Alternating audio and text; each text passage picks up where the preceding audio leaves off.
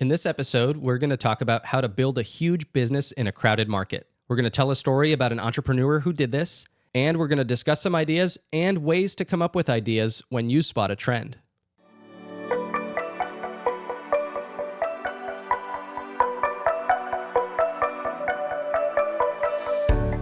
Hey there, sexy techies. Hey, everybody. Welcome to episode 21. Ooh, I think that makes us legal. Our podcast is legal. If we were talking about years and humans and laws and drinking. So, and it's a good thing that our podcast is legal because this episode is going to be a little spicy. Oh, ooh.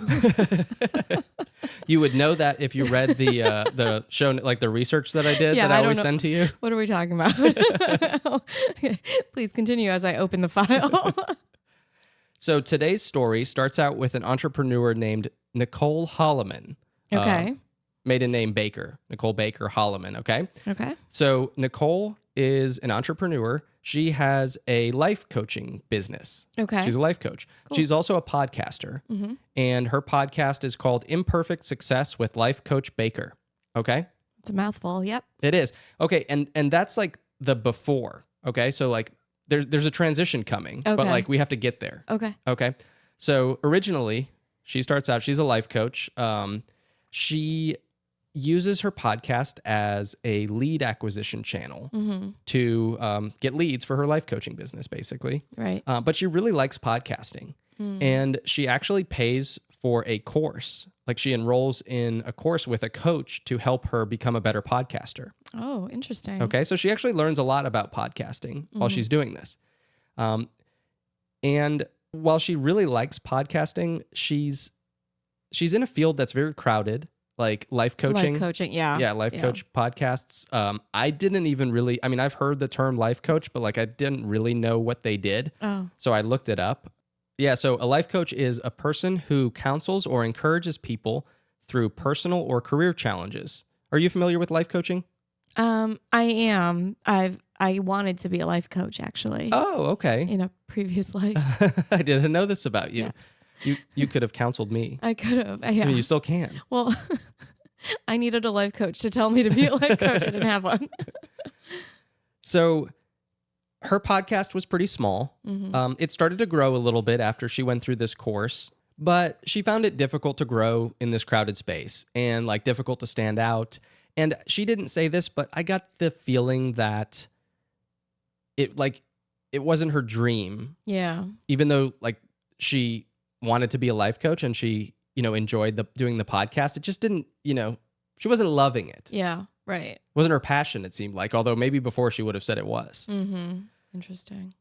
So everything changed when she started reading a new book. Okay. Okay? Like a self-help book? No, not at all. Oh, okay. So she started reading a fantasy romance novel called Fourth Wing. Oh. Have you heard of Fourth Wing? Yes, actually. Oh, I had not heard of Fourth Wing. It is it's the next book in my book club. So I already have it because I'm a slow reader and I just finished the other book and we haven't discussed the previous book yet. But yes, so I have that book and yeah, the person who recommended it said that it's like all the rage right now. Okay, yes. So apparently that's true. So she started reading it and she got really into it. Okay. It's like a fantasy book. It's not like, it's like yeah, fantasy mythical. Romance, I said. Oh, sorry. Sorry. I just wanted to make sure, because that's not the genre that I normally would read. So it's I haven't read it yet. I haven't dabbled in okay, but fantasy. I know you read romance novels. Oh, so yeah. I mean, yeah. I don't know, maybe there's like mythical creatures in it, but there's still some romance going on. Yes. Okay. So she got really into this book. Like she became obsessed with it. It's all she would talk about. She's married, and her husband, for hours every night, she would talk to him about this book. Really? And maybe because he didn't want to listen to it or what, I'm not sure. But he said, if you love it so much, why don't you start a podcast about it? Oh. And at first she was like, I can't start a podcast about it. I already have a podcast. I have no time to do a podcast, another podcast. Yes, I feel this. Yeah. So But then, she couldn't stop thinking about it. And so she ended up talking to her sister, Lexi, and kind of roped her in and floated the idea and was like, hey, what if we do a podcast about Fourth Wing? And she got her reading it as well. Just about Fourth Wing. We'll get there. Okay. We'll get there. Okay. But they're starting off on Fourth Wing, right? And she's just really into it. Yeah. So you mentioned Fourth Wing is huge right now. So when this was all going on, it was September of 2023, so only like 4 months ago. Right. Okay. So huge, especially on TikTok. Apparently it was like all over Book Talk. Book Talk, yeah. Yeah. Okay. So they decided to go all in on it. They teamed up and she used everything that she learned from her previous podcast. Nice. So she needed a descriptive title. So they came up with one. Okay. Much shorter, easier to digest than the other one. They came up with Fantasy Fangirls. Oh, cute. Okay. Very cute. They needed to be clear on what the show was going to be about. Okay. They also wanted to choose something very specific and very niche. Okay. Because that's how you find success in the podcast world, right? You have a niche topic that people want to hear about. Right. And she learned how to effectively promote on social media. That was something that she was good at. Yeah, right. So it's not just a podcast about Fourth Wing. She didn't want to pigeonhole herself into just doing Fourth Wing because, I think it might be a series, but they're going to end, right? They're going to run out of books on Fourth Wing. So it's a niche, but not too niche. Yeah, well, so it is a podcast about fantasy romance novels. Okay, yeah. Oh. But there's a lot of those out there. Okay. So the way that they sort of niche down is they dive really deep into each chapter of a book. So each episode of the podcast is on one chapter of a book. Oh. Okay, so they like really go deep into the podcast, into the chapters. Most podcasters will cover like a book in an episode, right? And it's more high level, broad, like book club discussions, kind of. I imagine. I've never done a book club. Oh, you're missing out. So her and her sister like really go into it. And people loved it. Okay. So their podcast took off immediately. So I mentioned they started recording in September 2023. Within the first 3 months after launching, so by Christmas time, they were up to about 1 million downloads of their podcast. Wow. And they had over 1,000 paying fans on Patreon. Oh, so they also streamed on Patreon? No. So on Patreon, if you pay to become their fan, they give you a few perks. You can become a member of their private Discord chat. Okay. So like to chat with them and the other people in the community. You can get discounts on their merchandise. They're producing merchandise now. Oh, cool. They do a monthly live Q&A, and you get early access to episodes and ad-free episodes. So those are just the perks that these really hardcore fantasy fangirls want, I guess. Yeah. I'm looking up their merch. So I've watched some of their content on Instagram. It's clear, they're very good at podcasting. Yeah. Extremely good at social media. They're funny. They're really entertaining. I don't know what they're I haven't read the book, so I don't really know. But very entertaining. Maybe not as entertaining as us, but different genre for sure. They've got some. They have some spicy material that they can talk about. Oh, okay. Yeah. Oh, I see. And they don't hold back. Oh, okay. Yeah. Get it, girls. So that's sort of like the framing of this conversation today, but it's not really what I wanted to talk about. It's sort of just like the lead in. Oh, I thought we were going to start like reading excerpts to each other with like Barry White music. So there's a lot of lessons that I think that can be drawn from this story. And it's also a good like launch pad for other business ideas that I think can be really interesting. Okay. So I've been doing some research, and did you know that 82% of readers of novels in the romance or romantasy fantasy space are women? I can see that. Yeah. Yeah, it's not surprising, right? Right. That a large majority are women. Yeah. Okay. But like, just like I ask myself, like, why is that? Why does the scale lean so far towards women when it comes to these types of books? Because women are better readers. I don't mean that in like a pejorative way. No, but it's just this category of books. It's not books in general. Okay. So it shouldn't have anything to do with like who's better at reading. Like, what is it about this type of book that makes it more likely to attract women? I wonder if it's because it's a way to escape their real mundane life sometimes. And I'm not saying that like all women have like a mundane life, but hope you know, not. day after day, like, you know, you meal prep, you clean, you fold the laundry, you go to bed, you wake up and you do it over again. And so maybe like this is a way to escape. I know that like some of the books that I've read, I really like the stories that, you know, can't just like happen in my everyday life. It puts me in like a new like setting and world. And so maybe it's just like an escape for women, or maybe as men don't really, I can't like speak for men, but like maybe they just don't have time to fantasize about that. I don't know. Hey everyone, short break to ask a quick favor. If you're enjoying the show, there are 2 things you can do to help us make it even better. Number 1, hit the subscribe button, whether you're listening on a podcast app or watching on YouTube. And 2, go to Spotify or Apple Podcasts and leave a 5-star rating. These 2 things only take a minute, but they mean so much to us and to the show. All right, back to the episode.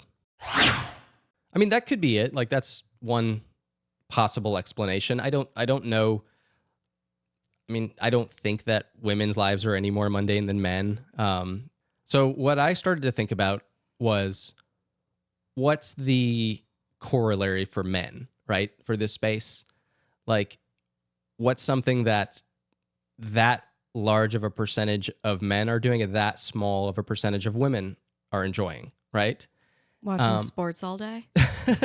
Actually, I looked that up. It's not quite as Really? large of a difference as you might think. Oh, interesting. Yeah, the disparity isn't quite there. I think it's more like 60-40 or 65-35. Yeah, something like that. Okay. So, but something that is almost identical and really makes sense when you look at it this way is porn, right? Pornography? Okay. Yes. So 80-ish% of pornography viewers, watchers are men. Okay. And when you think about it, like, this is porn for women, right? Like, these books are basically pornography in written word. Like, there's some story in there. Yes. But I mean, I listened to some of their discussions on this podcast and like, they go to town. Right. Like the book does, or like they do? I mean, it sounds like the author goes to town Yes. on these mythical beasts and humans, like whatever is there. I don't know what's going on, but like, there's nothing left to the imagination. Yes, that's correct. I mean, when I read books that have very descriptive sex scenes, like it's very descriptive. I mean, I don't know if you want me to go into some of the books that I read, but yes, they like it actually, it's funny. It's not that they don't leave anything to the imagination. It puts everything into your imagination. So I think that's what's exciting about books like this, is that like women can imagine, like, again, the setting that it puts you in. Whereas men maybe aren't like as creative, and so they just want to see it in front of them and not like have to like worry about imagining it. I don't know. I don't know about that. I mean, maybe that's the case. I think there's also biological differences, right, between men and women in terms of Penises. what they're looking for out of that type of entertainment, right? Yeah. Like, and also what it takes for them to be entertained or in that way. And so, I think that's some of it as well. But what do you think about that, like, distinction? Like, do you think it's fair to call these types of books porn for women? Yes, but like porn has like, a very negative and like dirty connotation. And it's like, you don't want like women feeling guilty, like reading it in public. No, not at all. Yeah. I'm going to get to that as part of like the business justification too. Okay. There's some pretty striking differences, though, in terms of the market size. So I was doing some research on market size. The pornography industry is a $100 billion industry around the world. Okay. $13 billion a year in the US alone. So it's enormous, right? Like there's conventions, like there's all this stuff. But at the same time, like you said, it is relatively private, right? Like for most people, porn is not something you talk about. Correct. It's a very private activity. It's taboo. It's secretive, like that sort of stuff. Right. The romance novel market, on the other hand, is only about 1/100th of the size. $1.5 billion per year is the market size for the romance novel market. It is the highest earning genre of fiction novels, and it is growing. It grew 50% in 2022, but it is a sliver of the size of the porn market when it serves, pretty much the same need for women that porn is serving for men. I thought that was kind of striking. Especially because a couple of things. One, women drive like 70% of purchasing decisions, like consumer purchasing decisions. Like they have the buying power and influence on most purchasing decisions. Right. Obviously, porn, in a lot of cases, if money's being spent on it, it's probably on the side. Yeah. The women are not putting it in their stocking stuffers. Or like writing a check. Yeah. And there is romance novels are very accepted, right? They're socially acceptable. You have book clubs around them. You can, no one's going to be, I don't think people are shy about holding the book on the subway, right? If it's even if it's Fourth Wing or something like that, like, you can read it, out in public. It's not nearly the same as if you were like watching porn on your computer in front of somebody else. Because when you glance and look at something and you see the Fourth Wing cover, you don't think that that's porn, but right. But if you're out there reading a Kama Sutra book and there are pictures on the cover, then that's taboo. Right. So why is it that the market size is so that there's such a disparity in the market size? I don't know. I feel like because it's cheaper to buy books. I don't know. Yeah, I mean, I don't know the answer either. I think that's just an interesting question. I think that tells me that there's a lot of room for growth in this space, right? If men are spending $100 billion a year on porn and women are spending $1 billion, $1.5 billion a year on romance novels, there's probably some untapped market in that space. Or there could be. I think it's just interesting to ponder that possibility. Yeah. I do wonder though, if the price increased on fantasy romance books, I don't necessarily know I don't know. If there's enough buzz around it and people say it's a really good book and you need to read the descriptions and whatever, then maybe, but yeah, I'm not talking about raising the price for books. I'm talking about other stuff that could be, other services or products in the industry that could, add on to the experience. So, and I didn't know this, but I just Googled. So only about 10 or 11% of men report that, that may be low because it's self-reported, but report actually having paid for porn. Yeah. I mean, porn is free. You can get porn. I mean, you don't have to pay for porn. Right. I mean, they make a lot of money on ads. But so I have some ideas for, this space. Okay. I was going to ask, I need some for instances. Yeah. I wanted to pitch some ideas and throw them out there. So one is OnlyFans for romance authors. And when I say romance authors, I don't just mean the authors that are writing books like Fourth Wing. There are plenty of those. And I'm sure, that people would pay for that type of subscription for those authors.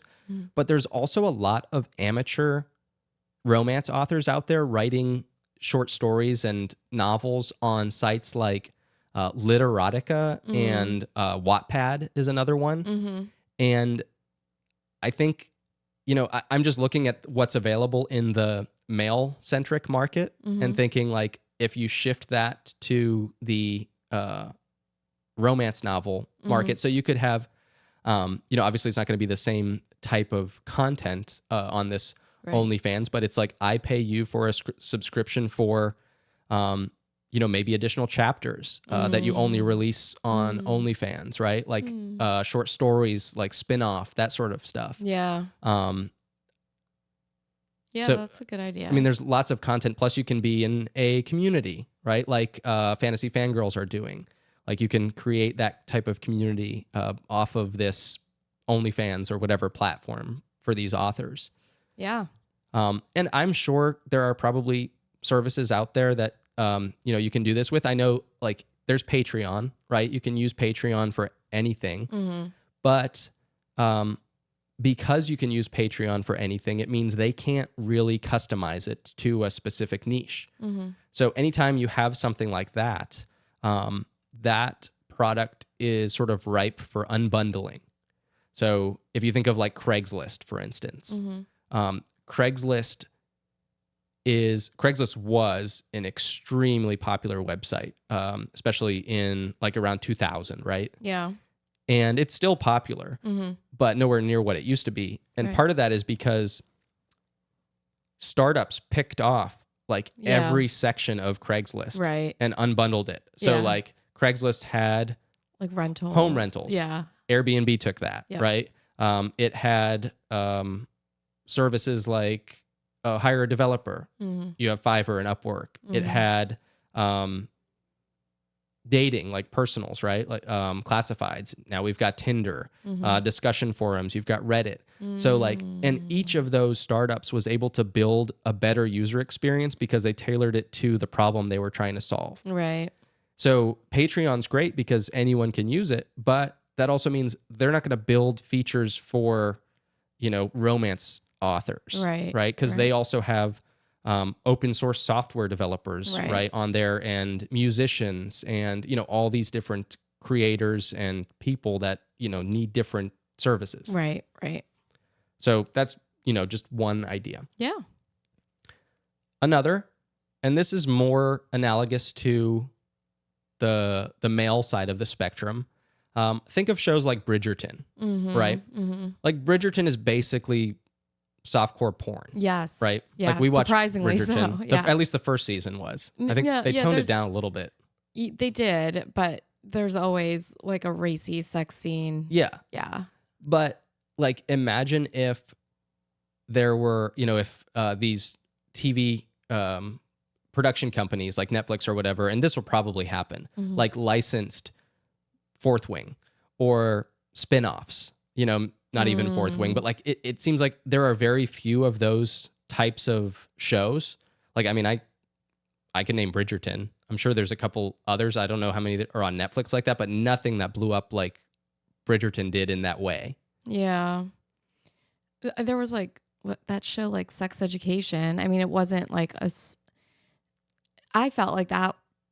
Yeah, that doesn't seem like a fantasy. Like that's not a romance novel or like definitely not fantasy. No, I felt like it was just a series to like have like sex scenes and not be too taboo about. Yeah. No, I mean there's sex on, there's nudity on like Netflix and other channels, but like it seems like this is still kind of an underserved market. Yeah.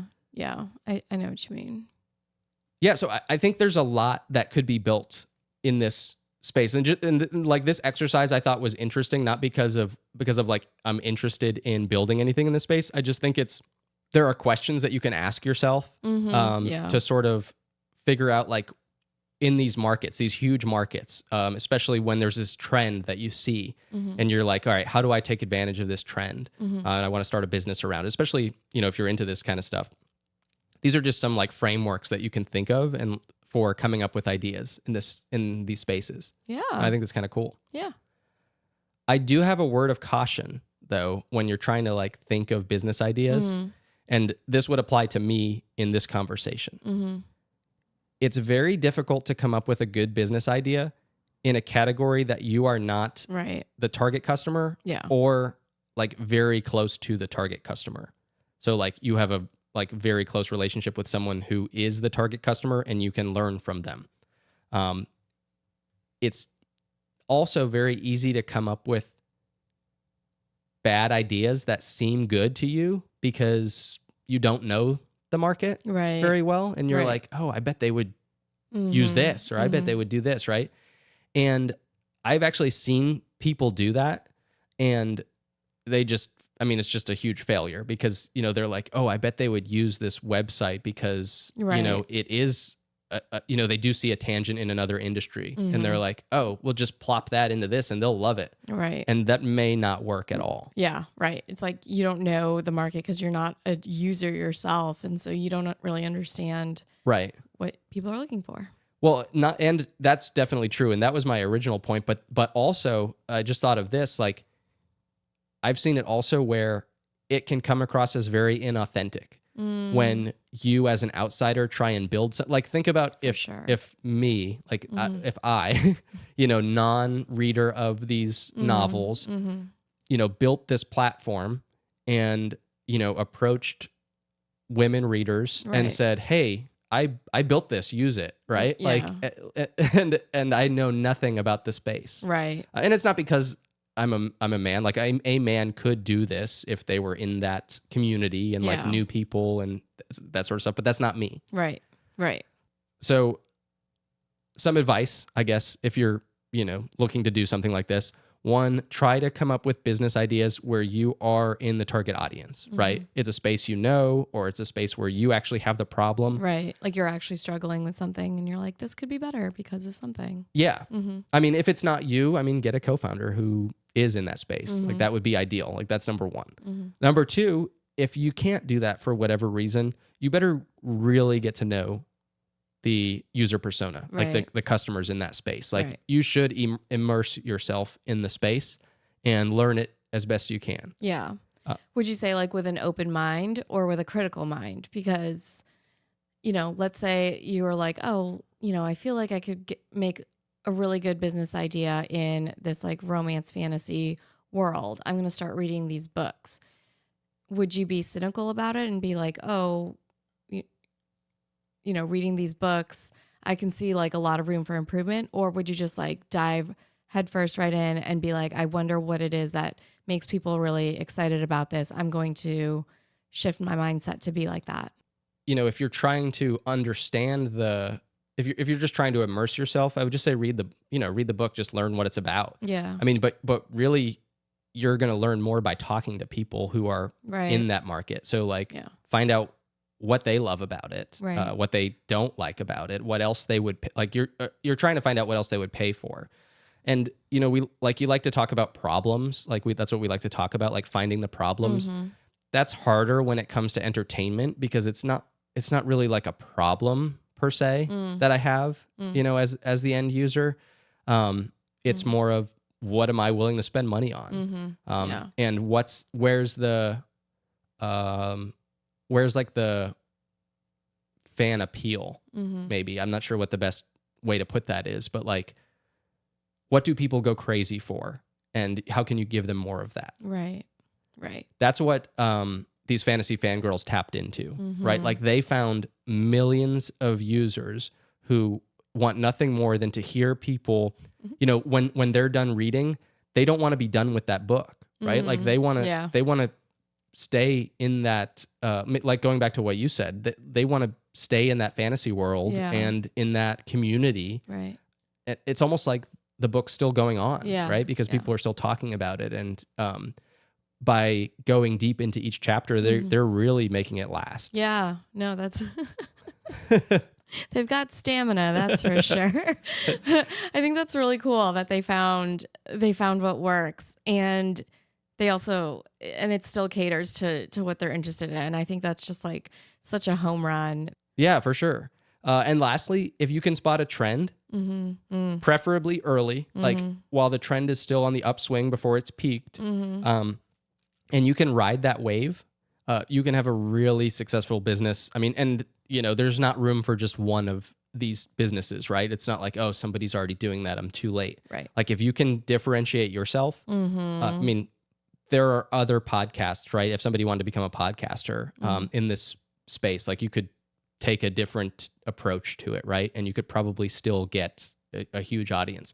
Now I'm sure, it's becoming more and more crowded, and like the longer you wait, you're going to miss that peak. And then, but I mean, it's also not just this one book, right? Like, and that's why they didn't make it about Fourth Wing specifically. Yeah. Mm-hmm. So, they've built the audience, and now they have the domain expertise, right? And the community to make it continue along to whatever the next, popular series is. And they're already on to other books. I don't know what they're reading now. Okay. I do wonder if Fourth Wing became popular because of their podcast, or no, it was already like super popular. Yeah. Like they noticed that it was very popular on TikTok, and that's why they decided, that's one of the reasons they decided to start the podcast, I think. But I do wonder if now, like, they've grown their audience so much that they have the influence. And so if you're an author or, you're a publisher, that, like, these are the people to partner with. Oh, yeah. Great point. Definitely. I mean, podcasters, YouTubers. Mm-hmm. Yeah. I mean, you can get your book out into, in front of so many loyal fans this way. Yeah. Okay, Tony, it is time for our dull dad of the day. What? Is that real? No, I'm just kidding. Aww. It's time for our hot mom of the week. Yeah, whoa, last time I checked, I'm still hot, real hot. I really thought the dad was going to get some play today. No, I was trying to think of like the exact opposites of the things that we say. The most boring dad on Instagram. I just wanted to keep you on your toes. But there's a lot of book talk creators out there. Okay. And so it was really hard to, pick just one. So I thought maybe I would pick somebody who maybe has the most unique story and the most unique content out there.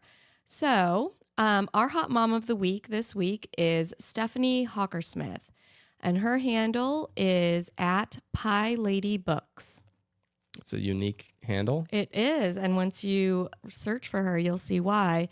So over 15 years ago, Stephanie was diagnosed with celiac disease, and she had some neurological implications that put her in a wheelchair.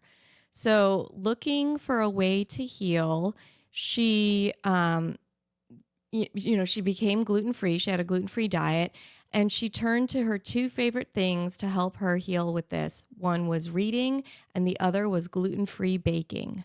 Two very random things, yes. Two very niche things, but she found a way to combine them and make content. So she decided to pay homage. I never know. Homage? I don't know.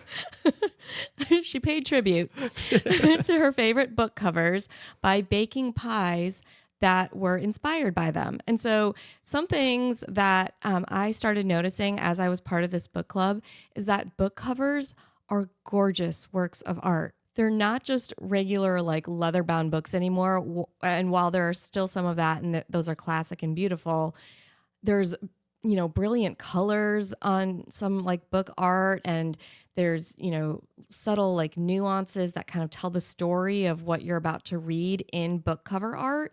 So she adds food coloring to her pies and makes these like intricate designs out of the pie crust. And her pies can like take up to 3 hours sometimes, depending on the colors and details involved. But she basically posts what book she's reading and a pie next to it that is inspired by that book cover art. Does she sell these pies? That's a good question. I didn't see a place where she sells her pies, but she does promote books, and yeah, I'm looking at some of them, and they are pretty identical to the covers of the books. I know the color it's kind of match. Fascinating that she does this. Yeah. I mean, what started as a healing process just became this like kind of cool niche following that she's created. I mean, she has a lot more followers on Instagram. It looks like she's still pretty new on TikTok. She does have a YouTube where she kind of does like time lapses of her like making the pies, which is really cool content as well. Yeah. Apparently time lapse is a cool content. Oh, for baking? For anything. I mean, we have a friend who cleaned a pool on Oh time yeah, lapse. people love time lapse videos on Yeah. like YouTube. Yeah, yeah. So time lapse anything is a content idea. So she's a stay-at-home mom of 2 boys in Colorado Springs. She's been gluten-free for about 17 years, and she's been baking gluten-free pies for about 16 years. Wow. You know what question I was, I would ask myself when I look at these? What? Is it pie? Like, is it cake? Yeah. Yeah. You keep asking me to watch that show. We haven't watched it yet, but It's like, so good. I mean, some of these don't look like they're pie at all. I know. They're definitely works of art. And again, a lot of people, post about their books or, book club books that they've read, but I think this is like a cool way to, and I've read a lot of the books that she's pied. Oh. So, I can attest to that, the fact that she not only makes pies that are in line with beautiful book covers, but they're also really good books to read. So I think that's a cool way to spread awareness about books too. So follow her on Instagram. She is at Pie Lady Books, and follow her on TikTok too and grow her following there. Well, that's all we've got today. If you enjoyed the episode, hit the subscribe button. And reach out on social media. .coms And Hot Moms. signing off.